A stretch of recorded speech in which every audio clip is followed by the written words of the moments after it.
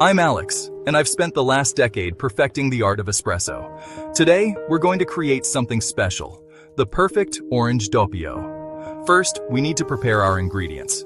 Fresh, high-quality espresso beans are crucial. We'll be using a cold-pressed orange oil to infuse our espresso with a subtle citrus note. Now let's grind our beans to the perfect consistency. Too fine, and we'll over-extract. Too coarse, and we'll under-extract. As we prepare the portafilter, listen to the gentle hum of our espresso machine warming up. We'll add just a drop of our orange oil to the grounds before tamping. Now, the moment of truth. Watch closely as we start the extraction. There it is, the first drops of our orange-infused espresso. Notice the rich caramel color. The aroma is intoxicating, a perfect blend of rich espresso and bright citrus notes.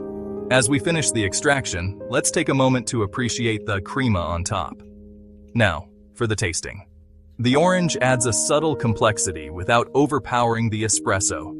And there you have it, the perfect Orange Doppio, a harmonious blend of tradition and innovation.